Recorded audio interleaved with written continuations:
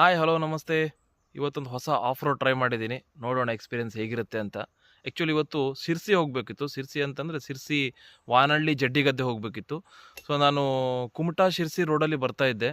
ಕುಮಟಾ ಶಿರ್ಸಿ ಹೋಗೋದಕ್ಕಿಂತನೂ ಇಲ್ಲೊಂದು of road ಇದೆ ಅನ್ನೋದು ತುಂಬ ದಿವಸದಿಂದ ನನಗೆ ಅನಿಸ್ತಾ ಇತ್ತು. ಈ ಆಫ್ ರೋಡ್ ಯಾವಾಗಾದರೂ ಟ್ರೈ ಮಾಡಲೇಬೇಕು ಅಂತ. ಆಫ್ ರೋಡ್ ಅಂದರೆ ತುಂಬ ಇಷ್ಟ ನನಗೆ ಹೋಗೋದಕ್ಕೆ. ಬೈಕ್ ರೈಡ್ ಮಾಡೋದು ತುಂಬ ಇಷ್ಟ ಆಗುತ್ತೆ, ಕ್ರೇಜಿ ಆಗಿರುತ್ತೆ. ಸೊ ಟ್ರೈ ಮಾಡೋಣ ಅಂತ ತುಂಬ ಅಂದ್ಕೊತಿದ್ದೆ. ಯಾರನ್ನೇ ಕೇಳಿದ್ರು ಕೂಡ ಇಲ್ಲ ಆಗೋದಿಲ್ಲ, ಬೈಕೆಲ್ಲ ಹೋಗೋದಿಲ್ಲ, ಅಲ್ಲಿ ಹೋಗೋದಕ್ಕಾಗೋದಿಲ್ಲ, ತುಂಬ ಟಫ್ ಇದೆ, ಹಾಗೆ ಹೀಗೆ ಅಂತ ಹೇಳ್ತಾ ಇದ್ರು. ಸೊ ನೋಡೋಣ ಅಂತ ಇವತ್ತು ಹೋಗೇ ಬಿಡೋಣ ಅಂತ ಟ್ರೈ ಮಾಡಿ ಇವತ್ತು ಹೊರಟಿದ್ದೀನಿ. ಕುಮಟಾ ಯಾಣ ರೋಡಲ್ಲಿ ಹೋಗಬೇಕು. ಕುಮಟಾ ಕತ್ತಗಲ್ ದಾಟಿದ ನಂತರ ಯಾಣ ಕ್ರಾಸರ್ ಒಳಗಡೆ ಹೋಗಿ ಅಲ್ಲಿಂದ ಯಾಣ ಪಾರ್ಕಿಂಗಿಂತನೂ 1 ಕಿಲೋಮೀಟ್ರ್ ಹಿಂದ್ಗಡೆ ಒಂದು ಕ್ರಾಸ್ ಸಿಗುತ್ತೆ. ಆ ಕ್ರಾಸಲ್ಲಿ ಮುಂದ್ಗಡೆ ಹೋದರೆ ಸ್ಟ್ರೈಟಾಗಿ ಆ ಕಡೆ ಹಿಲ್ಲೂರು, ಶಿರ್ಸಿ ಹೆಗಡೆಕಟ್ಟ ಹಿಲ್ಲೂರು ರೋಡ್ ಏನು ಸಿಗುತ್ತಲ್ವ, ಆ ರೋಡ್ಗೆ ಜಾಯ್ನ್ ಆಗ್ಬೋದು. ಸೊ ತುಂಬ ಟಫ್ ಇದೆ, ಯಾರನ್ನ ಕೇಳಿದ್ರು ಹೋಗೋಕ್ಕಾಗಲ್ಲ. ಈಗ ಬರುವಾಗ್ಲೂ 2-3 ಜನರು ಕೇಳ್ಕೊಂಡು ಬಂದೆ. ಸೊ ಹೋಗೋಕ್ಕಾಗಲ್ಲ ಅಂತ ಹೇಳ್ತಾ ಇದ್ದಾರೆ. ನೋಡೋಣ, ಟ್ರೈ ಮಾಡೋಣ, ಚಾಲೆಂಜಾಗಿ ತೊಗೊಳ್ಳೋಣ. ನನಗೆ ಸ್ವಲ್ಪ ಚಾಲೆಂಜಸ್ ಅಂದರೆ ತುಂಬ ಇಷ್ಟ. ಚಾಲೆಂಜಾಗಿ ತೊಗೊಳ್ಳೋಣ, ಆಗುತ್ತೆ ಅನ್ನೋಂಥ ಹೋಪ್ ಇಟ್ಕೊಂಡು ಹೋಗ್ತಾ ಇದ್ದೀನಿ. 100% ಆ ಕಡೆ ಡೆಸ್ಟಿನೇಷನ್ ರೀಚ್ ಮಾಡ್ತೀನಿ. ನಿಮಗೂ ಅಲ್ಲಲ್ಲಿ ಕೆಲವೊಂದು ಚಾಲೆಂಜಸ್ಗಳನ್ನು, ಯಾವ ಥರ ರೋಡ್ ಇದೆ ಅನ್ನೋದನ್ನ ತೋರಿಸ್ತಾ ಹೋಗ್ತೀನಿ. ನೀವು ಕೂಡ ಟ್ರೈ ಮಾಡ್ಬೋದು. ನೋಡೋಣ ಮುಂದೆ ಹೇಗೆ ಎಕ್ಸ್ಪೀರಿಯನ್ಸ್ ಇರುತ್ತೆ ಅಂತ. ಇದು ಕುಮಟಾ ಕತ್ತಗಾಲದಿಂದ ಯಾಣಕ್ಕೆ ಹೋಗುವಂಥ ರೋಡ್. ಇದು ರೋಡಲ್ಲಿ ಸೀದಾ ಹೋಗ್ತಾ ಇದ್ದೀನಿ. ಇದೇ ಕ್ರಾಸಲ್ಲಿ ಹೋಗೋದು ಅಂತ ಹೇಳಿದ್ದಾರೆ. ಇಲ್ಲಿ ಈ ಕ್ರಾಸಲ್ಲಿ ಹೋಗೋದು ಅಂತ ಹೇಳಿದ್ದಾರೆ. ಹೊರಡೋಣ. None of road riding started with my Pulsar 150.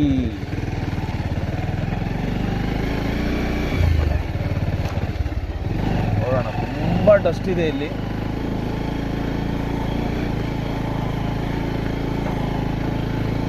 ಹೊರಟಿದ್ದೀನಿ, ನೋಡೋಣ ಮುಂದೆ ನೋಡ್ತಾ ಹೋಗೋಣ ಯಾವ ಥರ ಇದೆ ಅಂತ.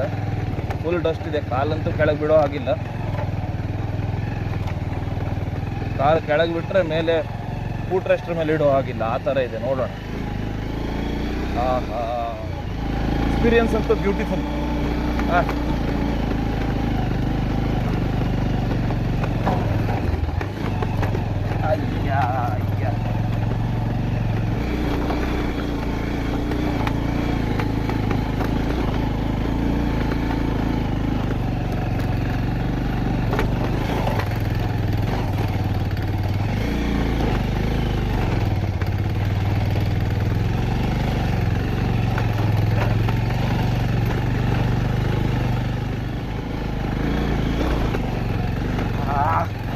ಗುಡ್ಡವನ್ನು ಏರ್ತಾ ಇದ್ದೀನಿ.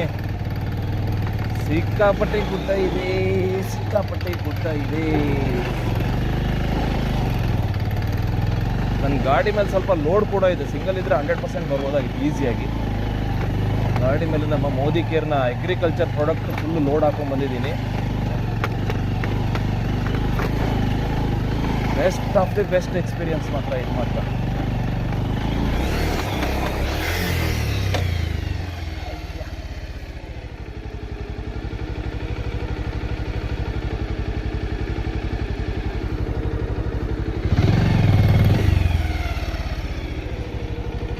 ಗಾಡಿ ಫಸ್ಟ್ ಗೇರಲ್ಲಿ ಇದೆಲ್ಲ.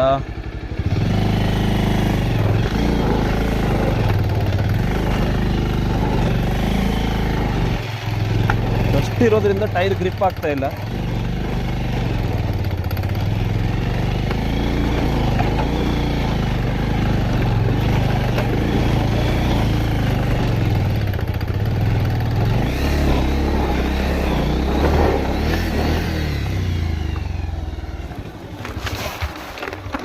ಓಕೆ, ನಾನೀಗ ಮೋಸ್ಟ್ಲಿ ಯಾಣದ ಗುಡ್ಡವನ್ನು ದಾಟಿದ್ದೀನಿ ಅಂತ ಅನಿಸ್ತಾ ಇದೆ.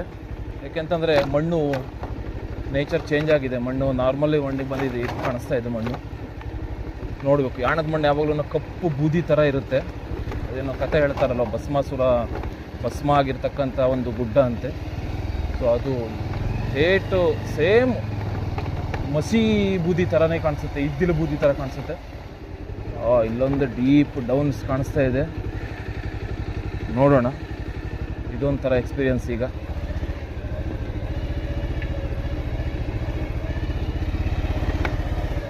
ಕ್ರಾಸ್ ರೋಡ್ಗಳಂತೂ ಇಲ್ಲ. ನಿಧಾನ ಬರಬೇಕು.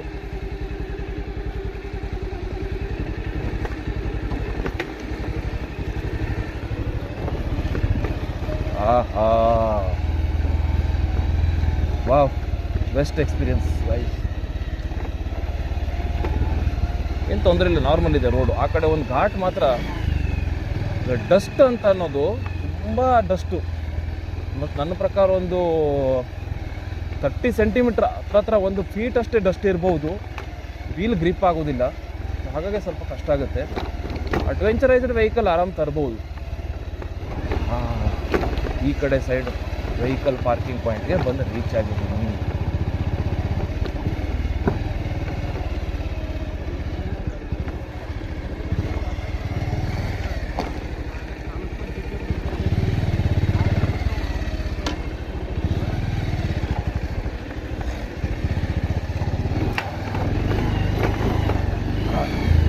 ಯಾಣ ಕ್ರಾಸ್ ಹತ್ರ ಬಂದಿದ್ದೀನಿ. ಹಾಯ್ ಅಬ್ಬಾ, ತುಂಬ ಬ್ಯೂಟಿಫುಲ್ ಎಕ್ಸ್ಪೀರಿಯನ್ಸ್, ಬೆಸ್ಟ್ ಆಗಿದೆ. ಬಟ್ ಒಂದು 3.5 ಆಲ್ಮೋಸ್ಟ್ ಕಿಲೋಮೀಟರ್ಸ್ ರೋಡ್ ಮಾತ್ರ ತುಂಬ ಡಿಫಿಕಲ್ಟ್ ಇದೆ. ತುಂಬ ಅಡ್ವೆಂಚರೈಸ್ಡ್ ಆಗಿದೆ. ತುಂಬ ಧೂಳಿರೋದ್ರಿಂದ ಸ್ವಲ್ಪ ಬೈಕ್ ಟೈರ್ ಗ್ರಿಪ್ ಕೊಡೋ ಸ್ವಲ್ಪ ಕಷ್ಟ, ಅಷ್ಟೇ ಬಿಟ್ಟರೆ ರೈಡಿಂಗ್ ತುಂಬ ಈಸಿಯಾಗಿ ಮಾಡ್ಬೋದು. ಬಟ್ ನಾನು ಆವಾಗಲೇ ಹೇಳ್ದಂಗೆ ಸ್ವಲ್ಪ ಅಧಿಕ ಪ್ರಸಂಗಿಗಳಿದ್ದರೆ 100% ರೀಚ್ ಆಗ್ಬೋದು, ನಾರ್ಮಲ್ ಪೀಪಲ್ಸ್ಗಂತೂ ಇಲ್ಲ. ಬಟ್ ಒಂದು ಹೇಳೋಕೆ ಇಷ್ಟಪಡ್ತೀನಿ, ಸಿರ್ಸಿ ಹೋಗೋದಕ್ಕೆ ನಾನು ಈ ಟೈಮಿಗೆ ಇಷ್ಟೊತ್ತಿಗೆ ಸಿರ್ಸಿ ರೀಚ್ ಆಗಿ ಹೋಗಿರ್ತೀನಿ. ಟೈಮ್ ಪಿಕಪ್ ಮಾಡೋದಕ್ಕಂತೂ ಆಗೋದಿಲ್ಲ. ಬಟ್ ಟೈಮ್ ಇದ್ದರೆ ಈ ರೂಟನ್ನು ಚೂಸ್ ಮಾಡ್ಬೋದು. 100% ತುಂಬ ಚೆನ್ನಾಗಿರುತ್ತೆ. ನನಗಂತೂ ಬೆಸ್ಟ್ ಎಕ್ಸ್ಪೀರಿಯನ್ಸ್ ಆಯಿತು. Thank you.